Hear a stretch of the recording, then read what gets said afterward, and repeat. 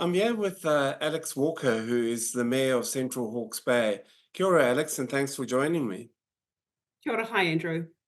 Hi there. Just main thing I want to talk to you about is your council met last week, as other councils have been meeting, to discuss your 3-year or long-term plan and just what the proposed rate rises are. And you've agreed to put out to consultation this document, which has a number of options, but the preferred option for you is a 20% rate rise in the first year.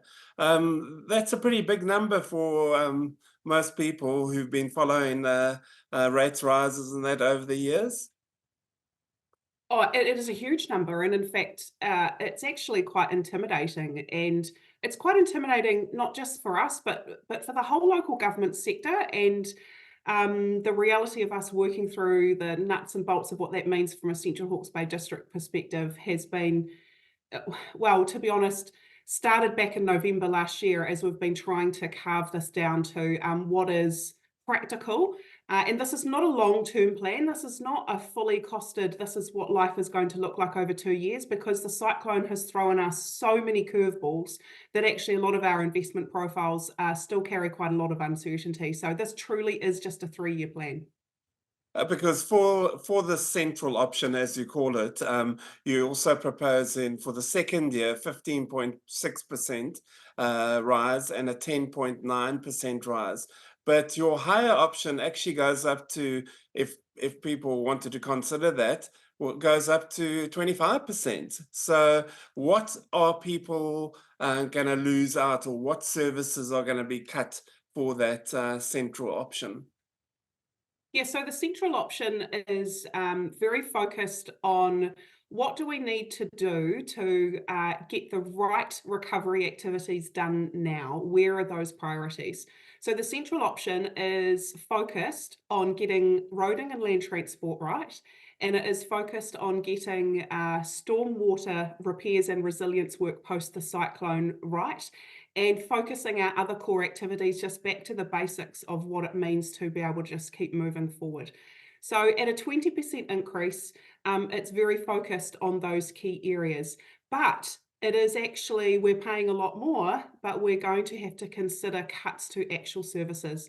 So within that 20% increase, we have already taken $1.5 million of operational savings out of the business, changed a whole lot of direction around how staffing and operational costs happen. We've already given direction to close 2 of our transfer stations, so Takapo and Waipawa.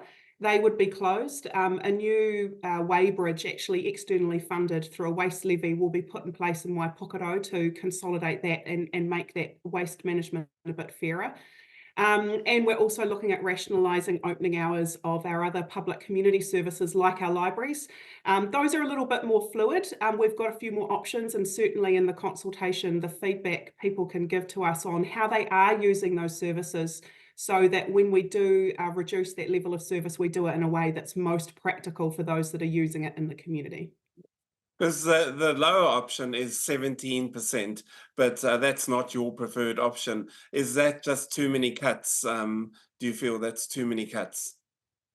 Yeah, and it really does start to have a really big impact in terms of the pride and vibrancy that sits in our community. A good example of this is that currently our Parks and Reserves budgets, it's about 1.1 million for us to look after our parks and reserves and mow the lawns that we mow and look after the gardens that we look after. And actually, when you start to remove that, you start to remove people's pride in the place that we live in, and it becomes really contentious. And even if we remove that whole activity, the rates will still go up. The drivers of the rates increases are not about the guys that are mowing the lawns. The drivers of the rates increases are about construction inflation and the cost of finance, which are driving the really, really big increases. Now, other councils are looking at sort of where they can find other revenue generating um, uh, functions and that. Is there anything that you have found that you think maybe could generate more revenue for you? So that's something that we've been really interested in for a long time. We've got currently 8,000 ratepayer units. It means that everything we do, we have to look innovatively for where's another income stream. Central Hawke's Bay District Council doesn't hold any productive assets. We don't have shareholdings in ports or airports. We don't have land that we can go and develop and put additional housing on. We don't have any additional income producing assets. But what we have been quite successful in the last few years has been the attraction of external funding, particularly from government, into supporting not just our core services, but actually into the nice to have things that sit on the periphery that help us be strong and vibrant. Some really good examples around redeployment post-COVID. We've had the Mayor's Task Force for Jobs, which brings external funding in to provide economic development activities. And so that's a really important thing for us. We'll continue to work in that space. The new government is talking about regional partnership deals around how we can partner with government on more infrastructure and delivery. So we're really interested in that. And we're also interested in how we continue to move forward our Hawke's Bay collaborative approach around Three Waters investment and delivery.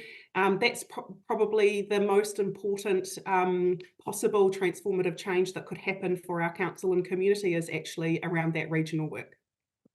Now,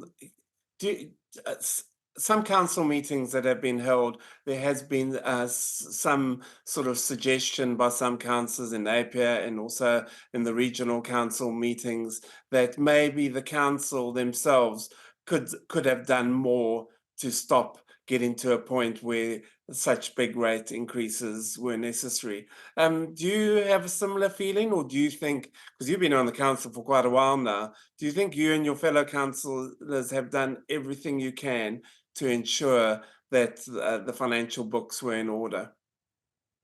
Oh, absolutely. We have done a huge amount in the last 5 years and have taken our responsibility to invest in infrastructure really, really seriously. For the last 5 years, we have actually been investing in infrastructure at a rate that exceeds the depreciation. For the first time in many years, this council had been under-investing for a very long time. And so we know, and our community went on this journey with us 3 years ago, that to face the future for Central Hawke's Bay, we need to face our infrastructure deficit. So we've done a huge amount in investing in the right infrastructure. For us, that core business is 85% of the money that we spend in this council is on those core legislative primary infrastructure areas. And so we've been really focused on that. The big driver that we've got currently financially is about interest rates. So our rates are going to need to increase by just over $5 million coming into the next year. Nearly half of that, just over 2, is actually increased to financing costs because of interest rates. So what that means for us is that's nearly half of the increase to our rates is being driven by those interest rate changes. Some of that has been directed to us by government reform pathways where our councils were expected in the pathway towards Three Waters reform to take a short-term view of how they use their debt profiles, because the government was moving to a place where they were going to transform everything and move it into Three Waters entities.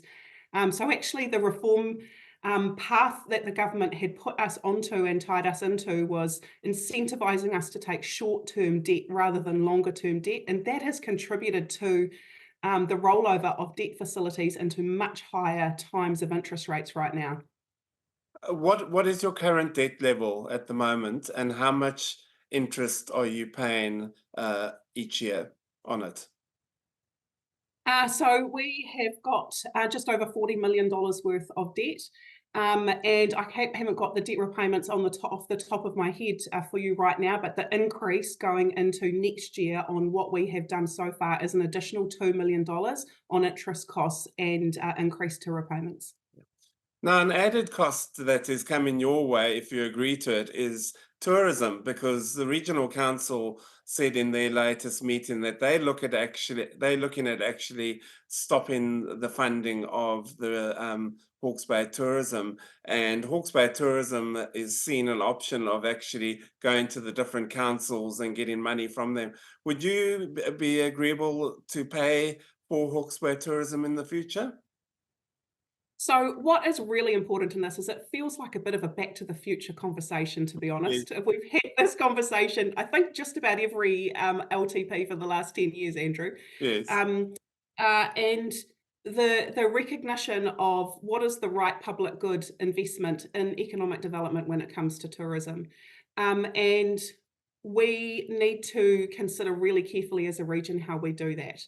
It is roughly between $15 and $20 per household across the whole region to support that tourism activity. They're like our face of the region. When you go to Wellington or Auckland, it's what you see as a potential visitor to come back to the Bay.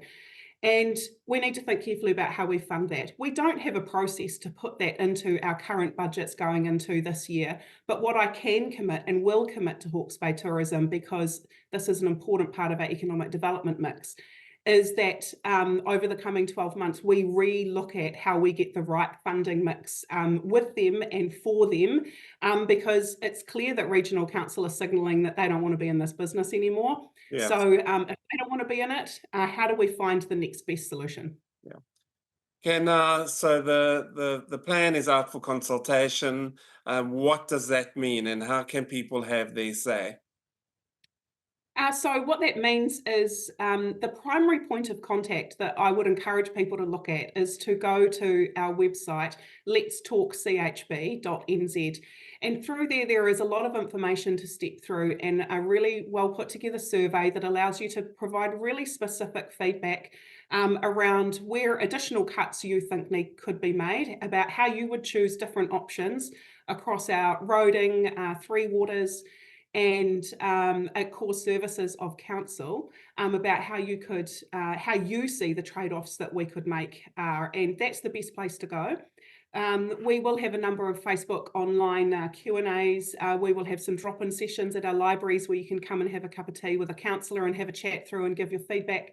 And then we will in May have hearings and consideration of that feedback we've had before we make final decisions about what to do next.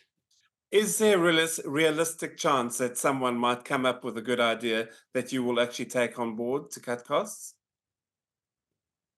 Well, we have to be open to what those creative things might be. There might be community groups who come forward and say, well, actually, we can undertake some activities to do with our library services.